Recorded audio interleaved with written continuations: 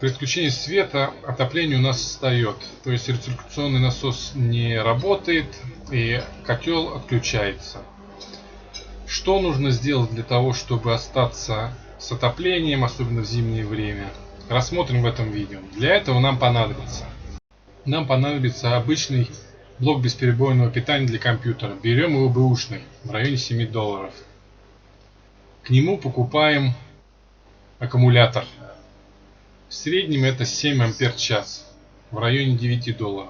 Меняем аккумулятор в бесперебойнике. Это делается легко. Есть насос рециркуляционный в отоплении, которым нам нужно запитать во время отключения.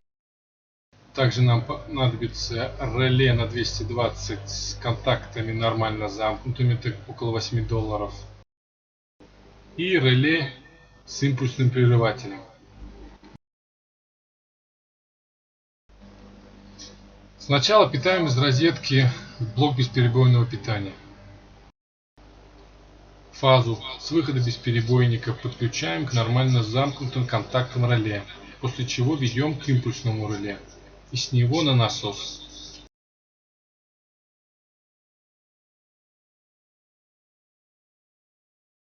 Нейтраль от бесперебойника подключаем напрямую на насос, минуя все реле.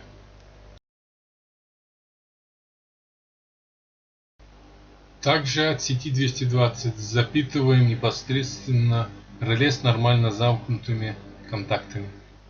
При наличии напряжения в сети будет заряжаться сам бесперебойник и будет включено реле с нормально замкнутыми контактами. Соответственно, выход фазы, идущий на насос, будет отключено реле. В случае отключения напряжения в сети у нас блок питания, зарядка отключается реле с нормально замкнутым контактом, тем самым фаза, которая была разомкнута, это участок 3-4 через реле, замыкается, и напряжение с бесперебойника фаза идет на импульсный прерыватель. С импульсного прерывателя питание идет на насос, тем самым насос начинает работать.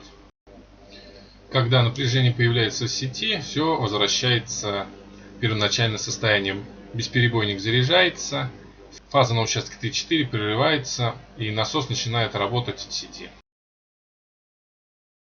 Теперь поговорим о том, для чего нужен импульсный прерыватель. Он регулирует включение, продолжительность работы насоса, выключение, продолжительность паузы и так по циклу.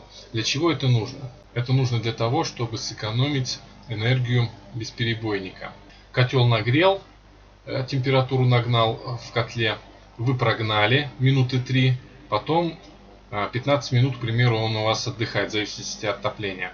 Потом котел опять нагрел, и так вот он опять будет прогонять определенное время и определенное время ждать. Это сэкономит накопленную энергию, увеличит время работы вашей системы. Второе, для чего это нужно. Так как бесперебойник выдает модифицированную синусоиду, это очень плохо сказывается на работе насоса, он начинает греться.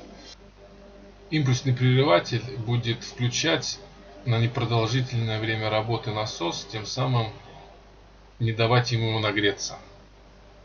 Ставим лайки или дизлайки. Спасибо за внимание, не забывайте подписываться. Всего доброго и пока-пока.